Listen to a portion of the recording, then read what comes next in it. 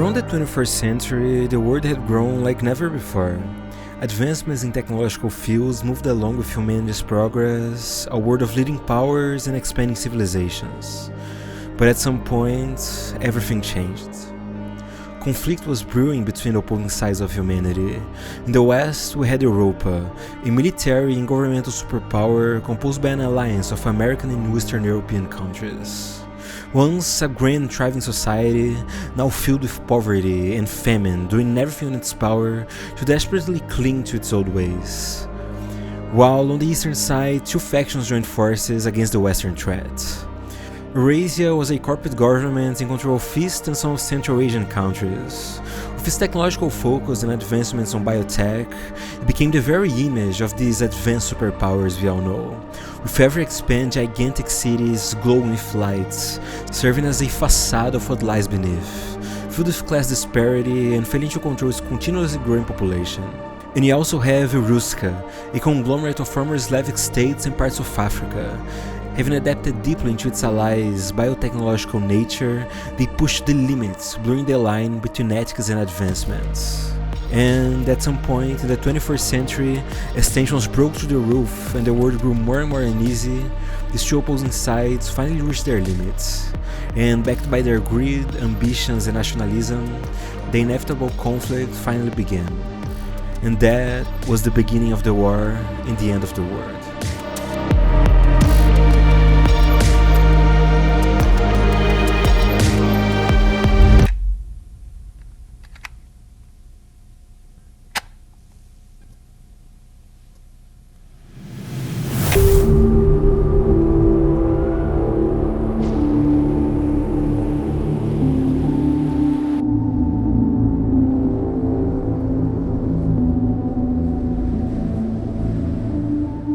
No one knows who took the first shot, an information that was lost to time, or maybe something that doesn't even matter anymore.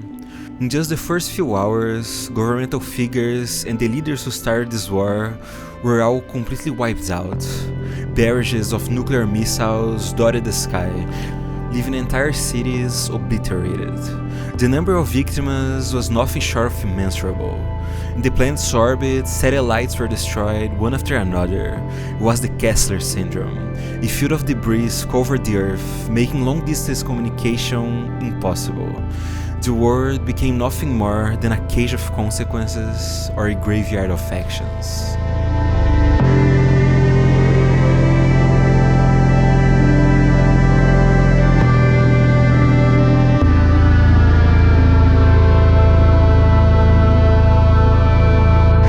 Besides leadership having been completely obliterated, in the first few moments of the war, humanity fell into chaos. And now, 40 years later, the War of the Forever Winter still stands. With all communications cut, battles extended indefinitely. Orders given either by field commanders or advanced AI created unending battlefields. Throughout the day, more and more people were sent as soldiers, completely disposable, just adding more and more to a pile of bodies that had grown unimaginable under the last few decades. And throughout the night, bunkers and facilities that were destroyed are once again rebuilt, just to fall the next day. An eternal conflict, a dead world being forcibly left alive by artificial intelligences and commanders who could only do the one thing they knew. And that is to wage war whatever it takes. One of the phrases that's always repeated by the foundations of this world is that you are not this guy. You are not a soldier from any of the factions, nor someone whose fate lies in either stopping or winning this war. You are a rat, an insignificant existence, scurrying underneath the battle as, just a few meters above you, the world burns in an eternal stalemate. This is the world of the Forever Winter.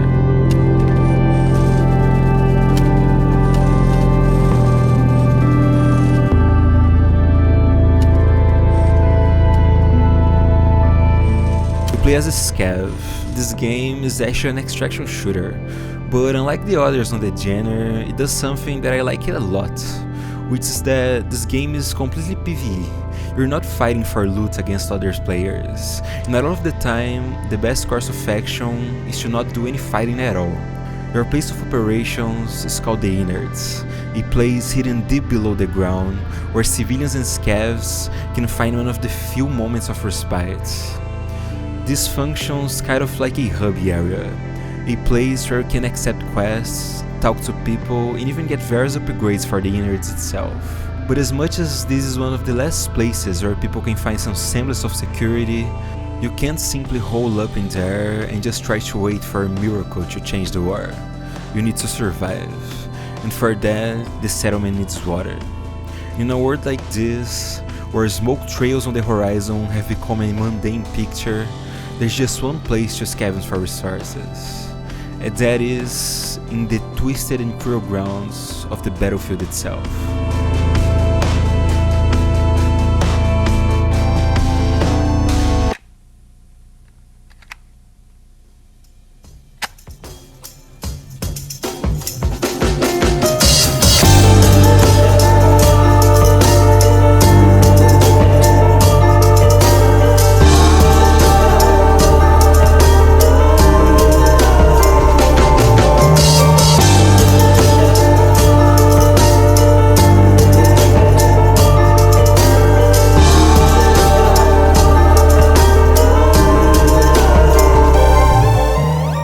The main point of the entire game is definitely the battles themselves. Soldiers dot the battlefield, continually being illuminated by muzzle flashes, explosions roar and shake the earth as pillars of fire burn the world itself. It's chaotic, merciless, and breathtaking to look at. And everything is also pretty dynamic, dictated by some kind of war director system behind the scenes.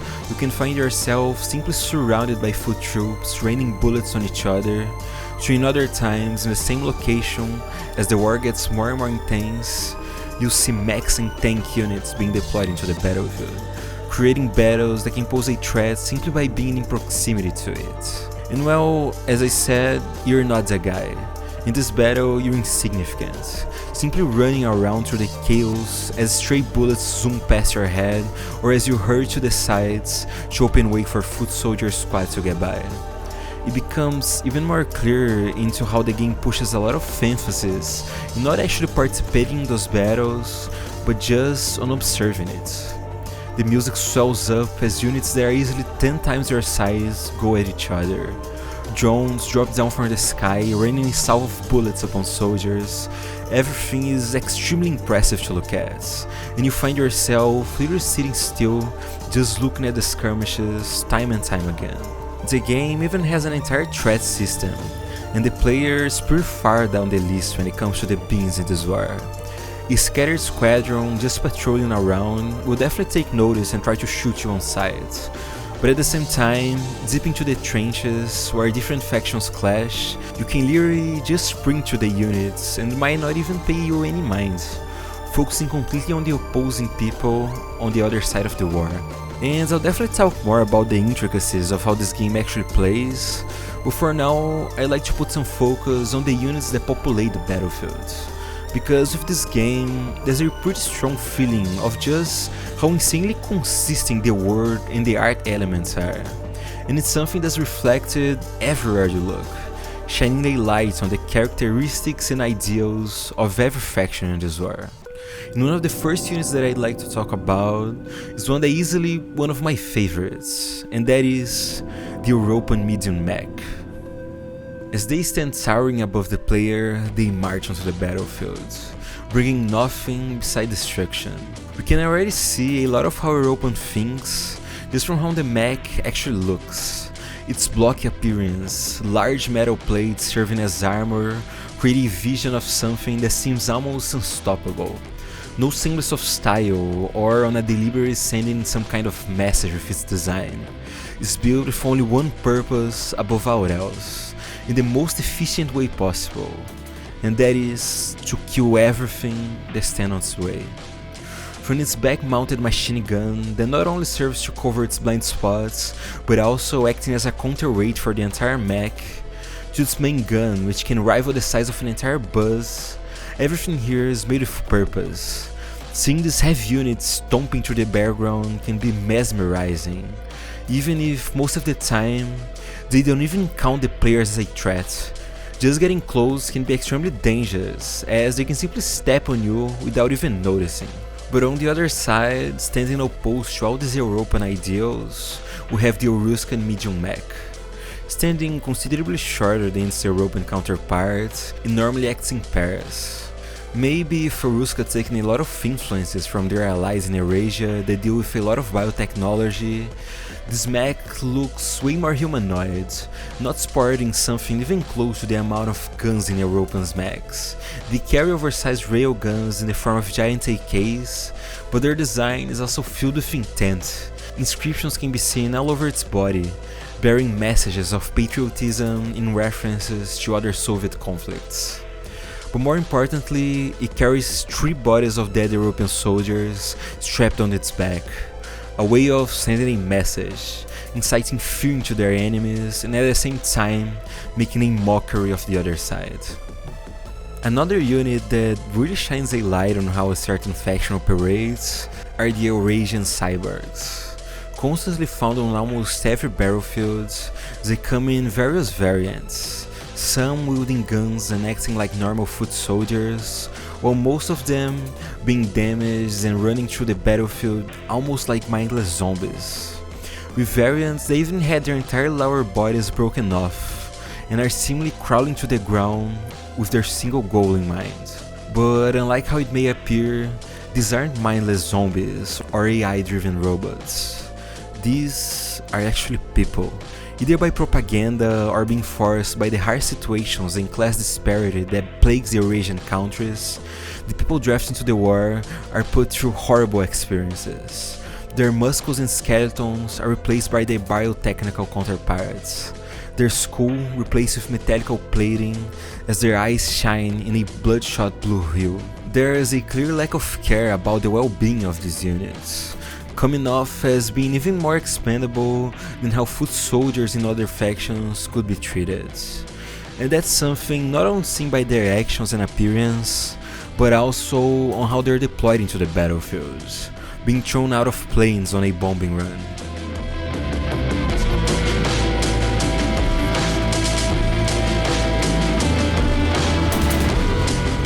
Yeah, you heard that right.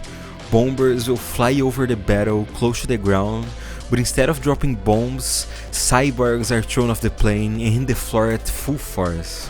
It's fucking insane, even leaving some of them extremely damaged in the process. Hey, I'm so sorry for stopping the video. You'll probably notice that I kinda care about trying way too hard with doing some cinematic transitions and stuff, so I actually really hate to break up the pace like this. But I just wanted to say that, well, as you've seen, all the songs that are playing in this video were made by me just for this. And that's because actually my main focus is on doing music, and these videos are just something that I do for fun on the side. And I'm gonna be a little annoying here, but I just wanted to say that I've just released my first album. It's called A City That Doesn't Exist, and it's completely different from the stuff that you hear in this video. The songs all have vocals and stuff, and it's a project that's insanely important to me. It's a concept album about a journey through a completely empty world, and it's something that I'm really proud of. So if you have some time, I'd love if you could check out some of the songs. It's out on YouTube and Spotify, and the links are in the description. I'll talk more about it in the end of the video, and once again, sorry for breaking the pace like this. I'll let you get back to it now. So you can clearly see how each unit for every faction really reflects a lot about their thought process and way of approaching this war. And every unit in this game follows this philosophy. It would be impossible to talk about all of them, but even the simple infantry changes a lot in between factions, from simple rifle squadrons to sniper units, heavier and more armored machine gun wielding soldiers, all the way to exosuits, tanks, and even attack choppers. But there's an even higher tier of units that I like to touch upon, because they probably the most well thought out and visually striking in the whole game, and worked perfectly to show us the true state of how twisted this war really is. These entities are normally way rare to come across, and can be found not only naturally on the battlefield, but also tied to missions in the game. And the first one that I'd like to talk about is an Eruskian mech that was kindly nicknamed Toothy. Standing tall enough to rival Europeans' biggest troops, he holds an enormous machine gun strapped to an action arm on its shoulder, while underneath its right arm, he holds a gigantic heavy cannon that can completely obliterate enemies with just one shot. But unlike what you may expect, this unit is actually supposed to fill a combat medic role, using body bags that are strapped around its body to transport wounded troops back into the base. But, well, it already became clear just how twisted this world can be. So, of course, now one of the main ways that Tooth can make use of its body bags is not for transport, but actually for fuel. In a horrifying way, it can take enemy infantry that's still alive and take them captive, making everything it can to make sure that the targets stay alive for the longest period of time possible, replacing organs with artificial ones and inject them with anesthetics to prevent struggling, which are then withheld the moment the captive becomes unable to resist, making sure that their final moments becomes the most gruesome ones. All that to be able to extract the most amount of bioenergy as possible and feed directly back into the mech. It's such a cool and horrifying concept, it's amazing. Another really cool Eruskian unit is the Grabber. Standing on 4 legs, it's nothing short of a monster. Despite its size, they are extremely agile, tearing their way through infantry squads and completely decimating them, leaving someone like the player Scav defenseless when it comes to dealing with an unit of this nature.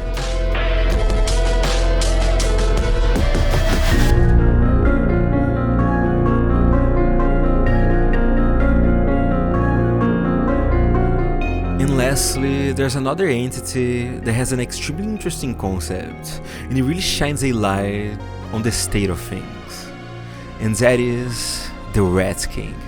Treated as a savior, a symbol of nobility and dignity, the Rat King is an extremely powerful symbol for the Scavs that still stand.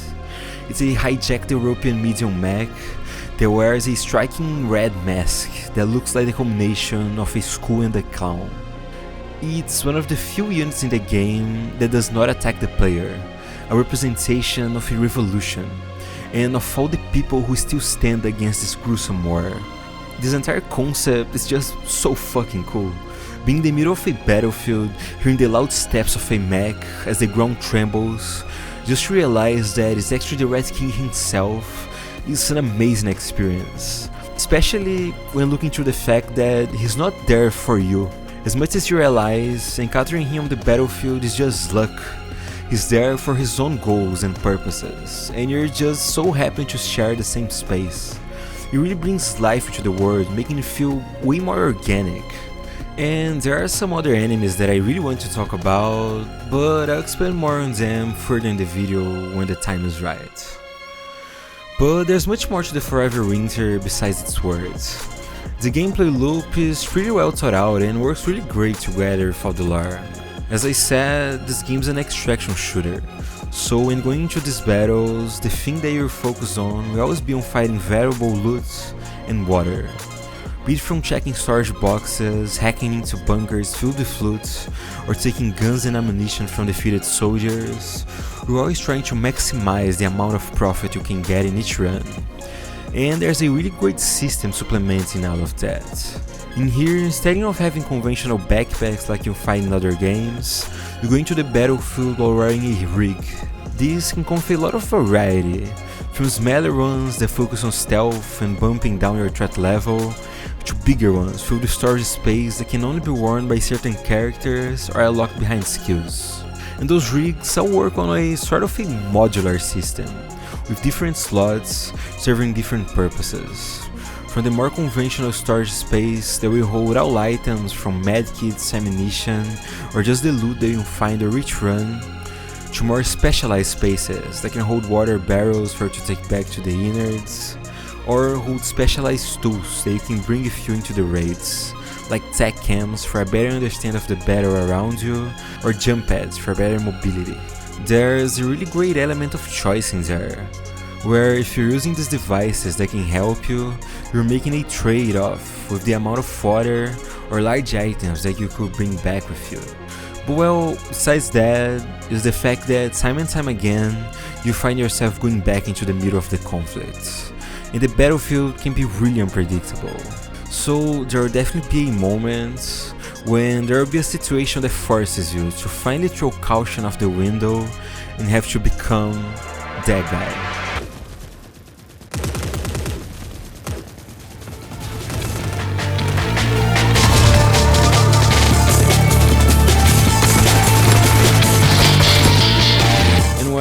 When that happens, you need a way of taking down your enemies, and that's when the guns finally come into play. Shooting in this game honestly feels pretty good. I like the way the weapons handle and sound, and there's a great sense of feedback when you're taking down other units. For now, most of the weapons in this game are probably from the type of armaments you're already accustomed to, from the good old AK to a high caliber sniper or grenade launcher. And something that actually surprised me was actually the weapon customization itself. You unlock attachments as you level up each weapon individually. So there's a pretty good loop of starting with a bare bones RPK, where the moment you shoot, all the enemies in the vicinity immediately become aware of your presence. Going from that, all the way to a decked out RPK with a suppressor, foregrip and a nice scope, all paired with a huge 90 bullet drum mag for you to even stand a chance against these more durable enemies is really interesting. And seeing this weapon that you build all filled with attachments is super cool. I love building a more stealth and close quarter oriented M4 with a suppressor, 2x scope and a laser sights. It gives you a good feeling where you move up in the game, getting more comfortable with your kits and how to tackle different threats. And even if not as strong in other tiles, it also adds some tension when you really don't want to die and lose all of your stuff. So all in all, you can definitely see that there's a lot to this world. From the great lore and storytelling, paired with a simple but entertaining gameplay loop, you get something extremely enjoyable and you'll find yourself going back into the battlefield time and time again. But there's another thing that I absolutely love about this game. And that's not only the chaos and spectacle of the battlefield, but also the places and concepts of where these battles actually take place.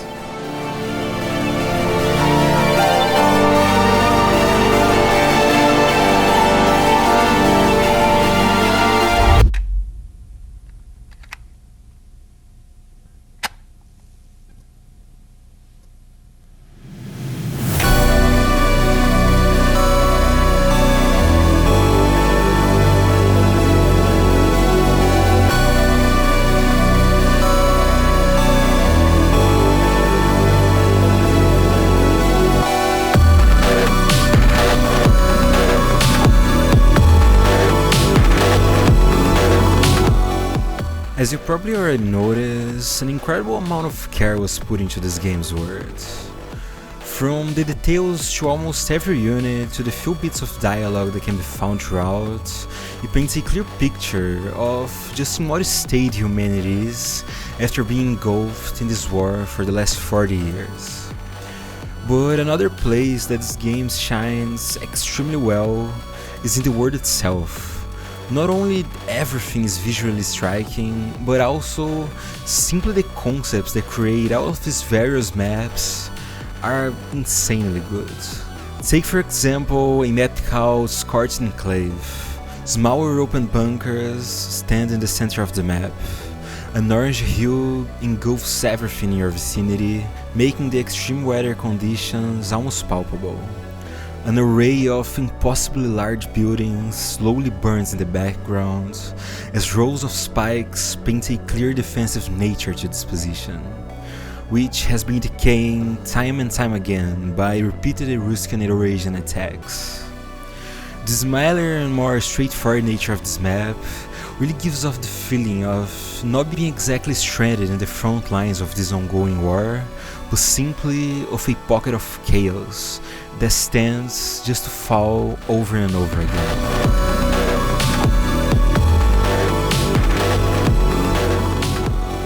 On the other side, we have the map called Elephant Mausoleum. From the instant that you take your first step, the atmosphere completely takes control of you.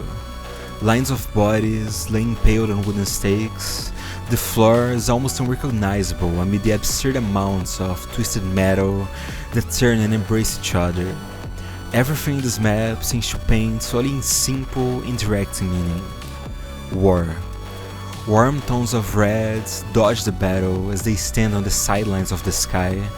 Amid the heavy clouds, a greenish hue shines through, almost as if the world itself is disgusted with this place's existence.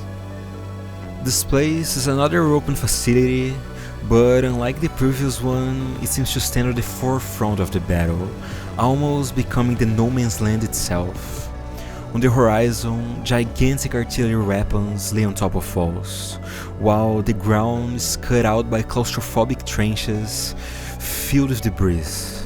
European mechs lay wasted on the broken ground, once operating enormous defensive cannons.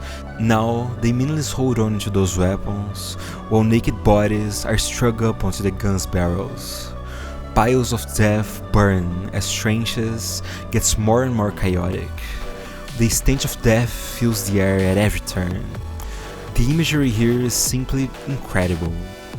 I also absolutely adore the contrast of these chaotic and oppressive trench lines on the forefront with the way more spatial trenches that stand closer to the European sides. A place that normally doesn't see the weight of the battles all the way through, but is simply a way for the deployed troops to get to the battlefield while also housing medical installations. The entire battlefield is a place only filled with death and those about to die.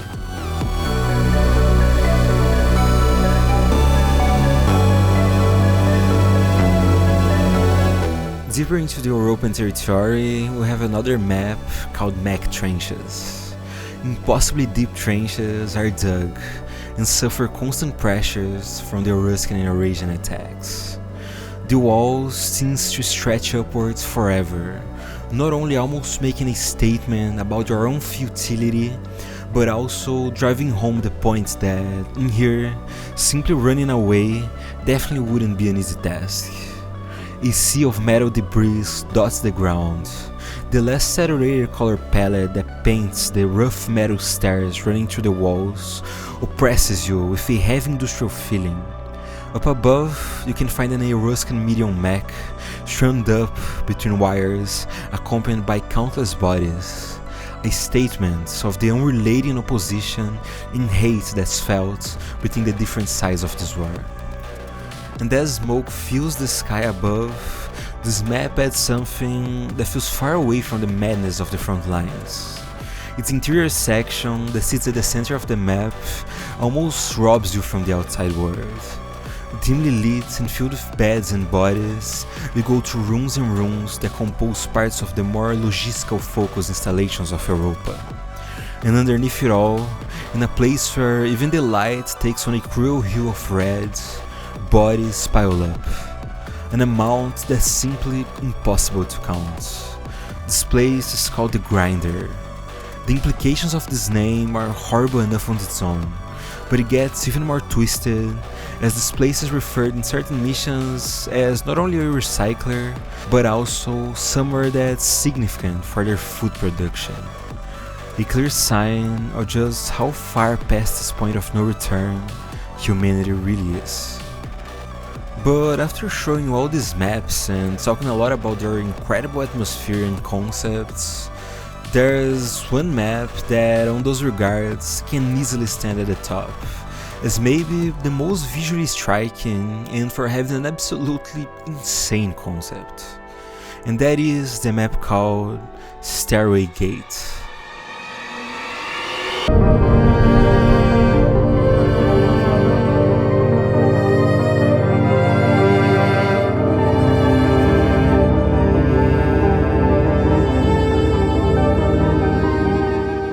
The atmosphere is immediate. From just a glimpse into the map, the aggressive tone simply screams at you. This red hue, in almost demonic shade, stands over the entire map. As I said, the concept is just insane. This place is a gigantic stairway. The map's literally a straight line, going either up or down. Around the steps, crumbling skyscrapers encompasses its surroundings. In the stairs itself, its pillars stretch far above. The image that is transmitted is heavily influenced by piety and religion, but all in a twisted and hellish way. Giant statues tower throughout the map, all standing in poses of suffering. A gigantic coated figure watches above the battlefield, pitying all those beneath it. It's genuinely absurd how strong the visuals are in this map, but once again, the concept just makes everything more and more insane. These massive stairs lead to the main entrance for one of European main cities, being the only entrance through the towering defensive walls that stand unmoving as the last line of defense. I absolutely adore this map, and I'm always mesmerized every time I set foot on it.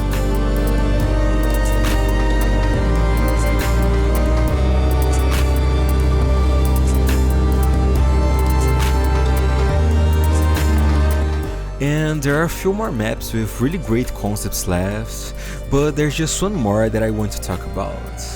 And that is the most recent map that was released, and one that, in my opinion, really shows just how far the developers have come with designing these maps. And also, once again, I know I'm just repeating myself, but the entire concept is just really cool.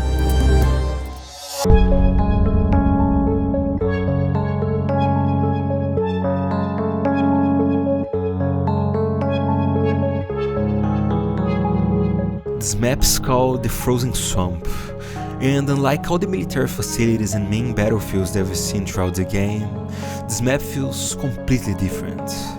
A forest laid waste by the unstopping industrial expansion that's needed to keep the war afloat. In the distance, colossal chimneys stand tall, spewing black smoke into the skies. Gigantic faces burst out from their structure, creating a completely surreal image. The greenish and blue tones of the map bring you a feeling of a tainted world that was pushed way far past its limits.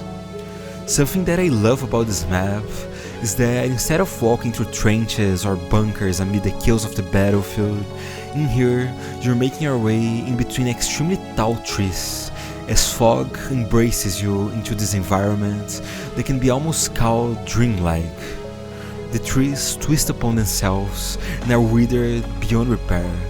The snow that fails to cover the ground into a beautiful and gentle white, becoming entangled with the dirt and mud, bringing even more the sense of a world stained by war, while makeshift wooden pathways find their way through the toxic and little waters that limit our movements. Something that made me really like this map is that it's actually pretty big. There's quite a bit of spacing between all of its points of interest, so you find yourself in pretty rare situations where you're wandering through this forest filled by fog away from the actual war. Moments of an uneasy sense of calm. A few squadrons can be seen patrolling the woods and shots can be heard from the distance, but it's a far cry from the chaotic nature of the front lines. And I just love that this is a situation that exists in the same game where we're running through ruined cities or overpopulated trenches. It creates an incredible contrast in between those experiences. And as I said, there's still a few maps that I didn't talk about. From the vast and open remains of what once was a city that now is completely destroyed that we can find on Ashen Mesa, to the deep underground cemetery that was once a home for many, which in turn became a burial ground. A place of tragedy, where the few people who managed to escape this war had their last moments of hope, and that's now filled with bodies and is forever occupied by a single Ruskan grabber that will always act like a stalker who you need to avoid at all costs when roaming the map. There's a lot to talk about, and everything is incredibly well thought out, but there's just one more concept that I want to touch upon. And it's something that honestly is extremely unexpected and adds so much to the game, and it was probably the biggest surprise I had when playing for the first time. And of course, I'm talking about the night shifts.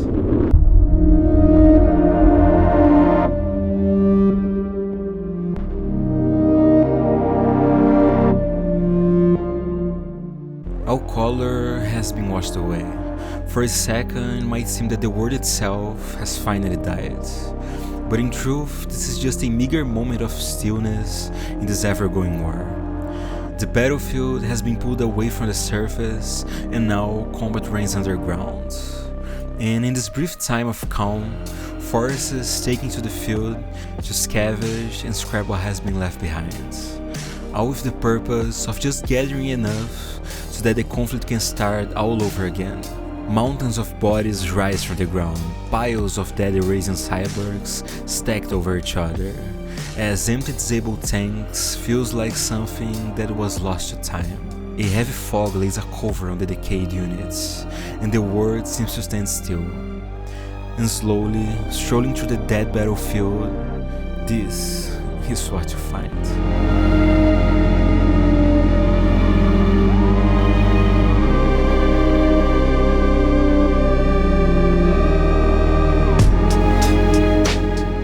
This unit is called Mother Courage, a tall and unsettling monstrosity that roams those ashen grounds, scanning the field for anything that could be usable, being either leftover organic material or damaged allied forces. Their sinister appearance lies in the striking contrast that's brought out with how anatomically human her looks are. Lifeless porcelain-like skin covered its body, multiple cyborgs already harvested are strapped around her waist, all that accompanied by a delicate doll-like face. This appearance can be not only to inspire fear into its enemies, but also to bring a strange sense of comfort for those fighting by her side. And as she walks hunched over, the ground faintly shakes with every step, a monster lingering deep into the fog that creates an atmosphere so oppressive that even breathing could become a challenge. I've been going on and on about how many cool concepts this game has, but this just shattered all my expectations. Everything about it is insane, not only by the fact that those night shift maps actually exist in the game, being present as variants for almost all the places that you venture, but also how you can actually go into them and feel the sheer weight of the silence that encompasses this atmosphere. And in there, you not only find cyborgs aimlessly stumbling around left on the battlefield as remnants of the Ardos battles, but also you find what is most definitely the creepiest enemy in the entire game. The entire situation is just absurd, and something that I truly didn't expect to actually have in a game like this. I really love it. So hopefully, with all that, I was able to paint a picture of how interesting and how varied this game can be. From the overwhelming battlefields, to the intimate long corridors filled with enemies, to the quiet and spacious decaying forests and surreal imagery that were shaped by this unforgiving war, this world is extremely well thought out and executed, going to great lengths to simply pull you into its heavy atmosphere and instantly grip you. But now, there's just one last aspect of this game that I want to touch on, and maybe try to show you what you'll be pursuing when entering all those different battlefields.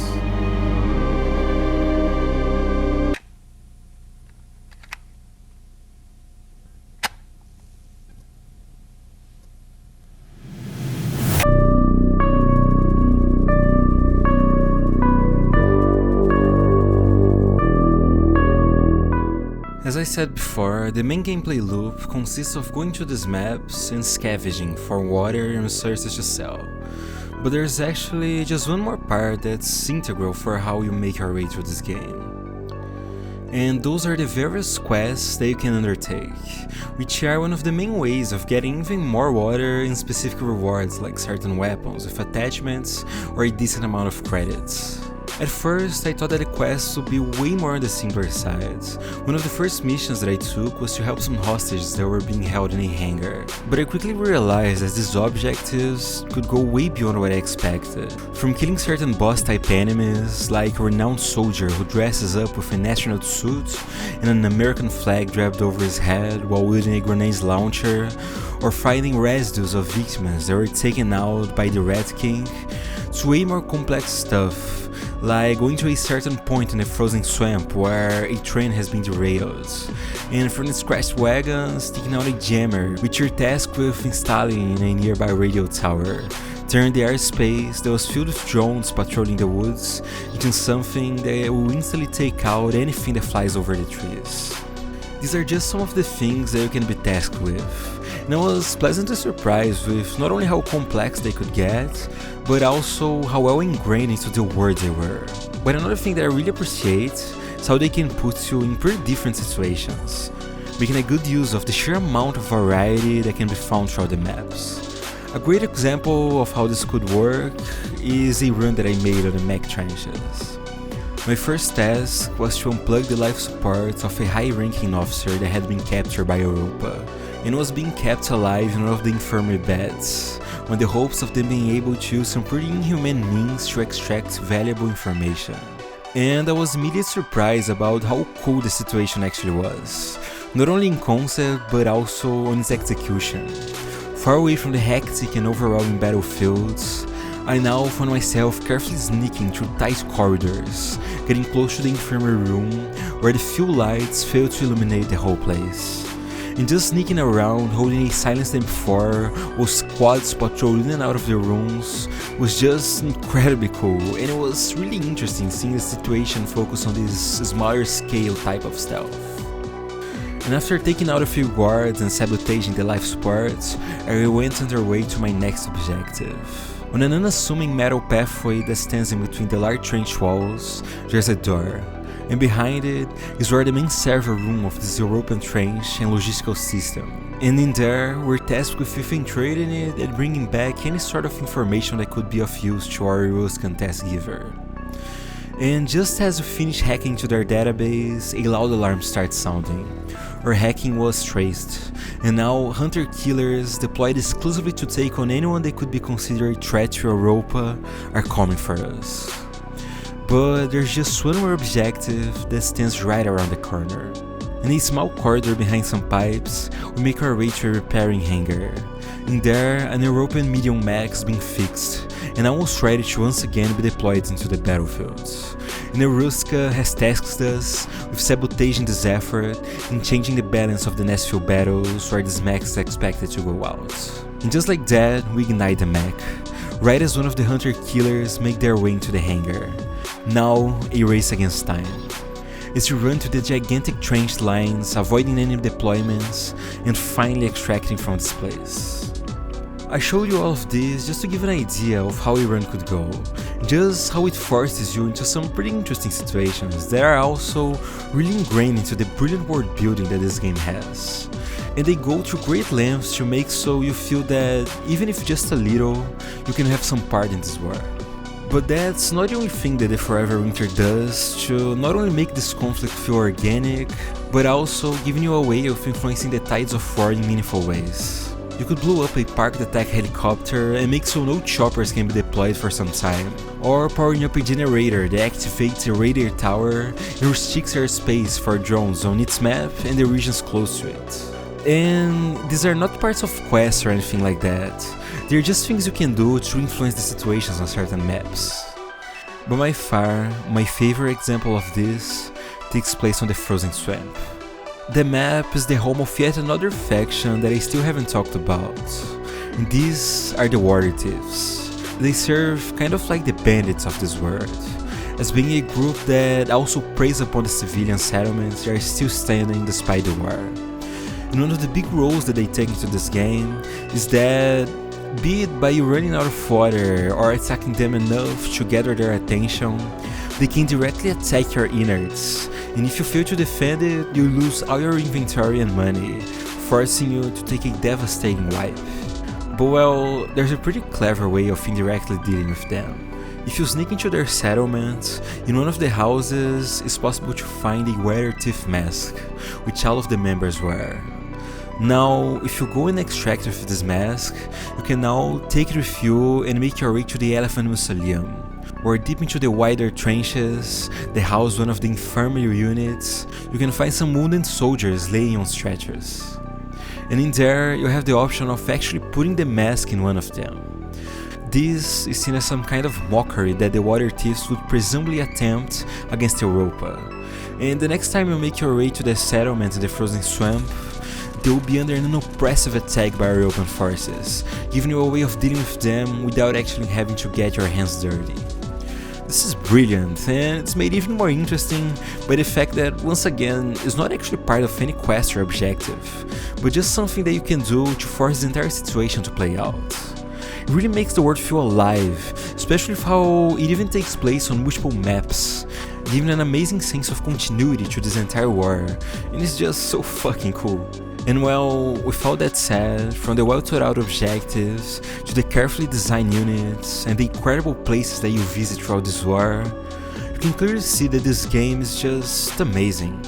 And it's definitely one of the most interesting gaming experiences that I'll probably ever have. Well, at least it should be. But unfortunately, I kind of haven't been telling you the whole truth.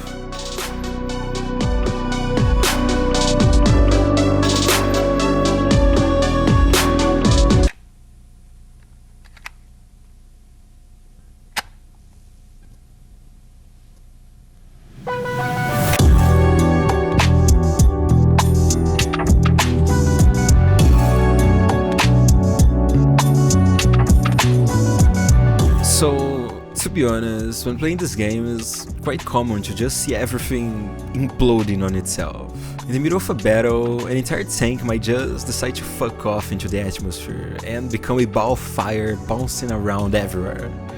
Enemies are always kind of doing random flicks and like resetting their path tracing, or either they're just standing still as a whole horde of cyborgs slowly beats them to death. Just recently I was on a run and like I saw some enemies shooting at a bunker, and I thought that was pretty cool because, well, normally infantry never really holds their position, especially inside the bunker, but like they were shooting a lot, and well, it was just an entire tank that had spawned inside the bunker and I was just stuck there non-stop shooting outside. Also, the guns with really cool attachments and great progression, well, some guns practically don't even have attachments. There's quite a few that don't even have silencers at all, making them kind of unusable. The Stairway Gate map, which I was just glazing like crazy, talking about how insane the atmosphere was and how great of a concept it is, well, it is still extremely cool to make an entire map as just a stairway leading to a gigantic wall surrounding a city, but like, the map is actually just a stairway. A straight line going either forward or backwards. And even though it looks incredible, it ends up not having that much stuff on it. Also, the game runs quite badly. Actually, sometimes it doesn't even run, it just stumbles. Of course, it looks amazing, but even when far away from the battle, for no reason at all, I look into a certain direction and my game would just drop below 20 FPS.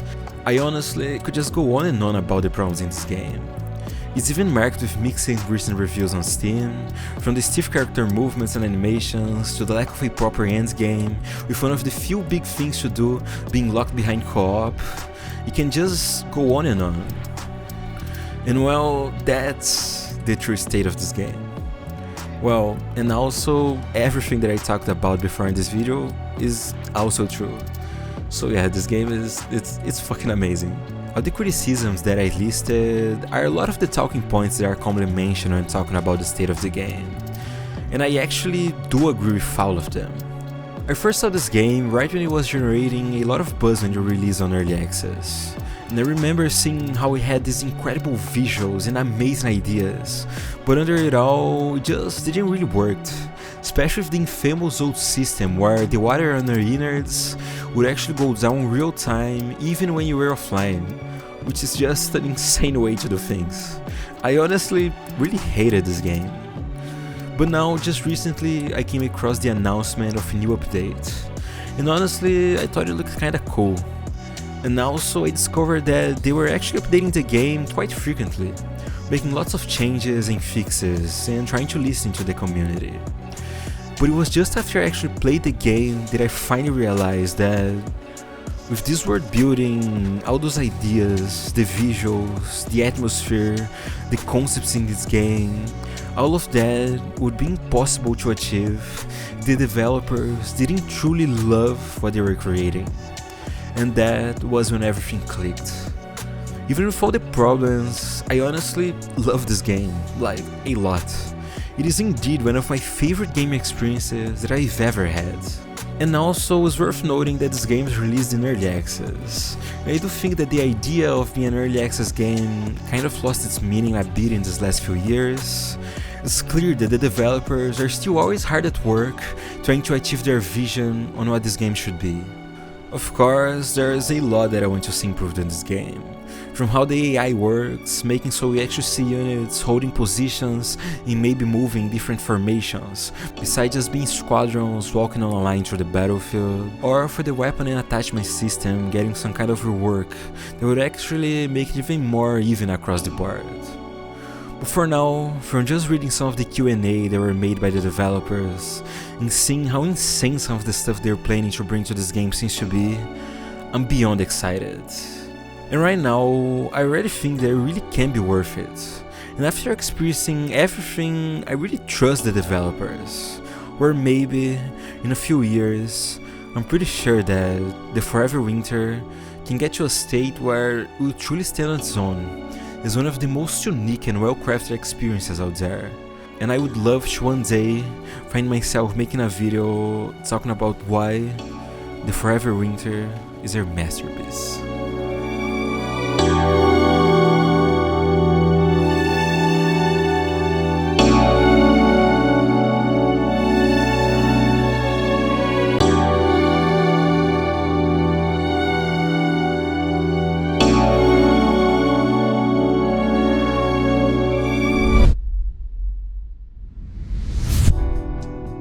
If you're watching this video until now, honestly, thank you so much.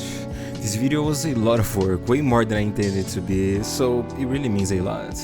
It actually took so long not only to make the video, but also to release it, that the game had quite a few updates since I originally recorded this.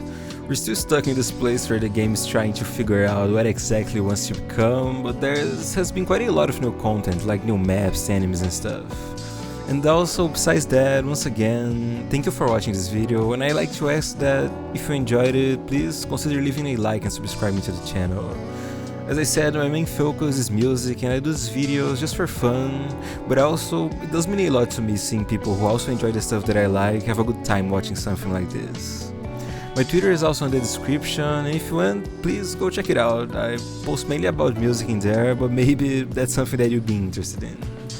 And lastly, I've talked about this before in the video, but I've just released my first album. Once again, it's called A City That Doesn't Exist, and it's completely different from the stuff you hear in this video. It has 14 songs, and I've been working on it for almost a year now. It's something that I'm extremely proud of, and it really means a lot to me. So I'd like to once again ask that if you have some time, maybe you could go give it a listen. The subject matters in the album might be a little delicate, and the sound is probably a little different from what you heard before. But who knows, maybe you'll find some value on it, and that would make me extremely happy. It's out on YouTube, Spotify and SoundCloud, and all the links are in the description. Once again, thank you so much for watching this video, and hopefully I'll see you next time.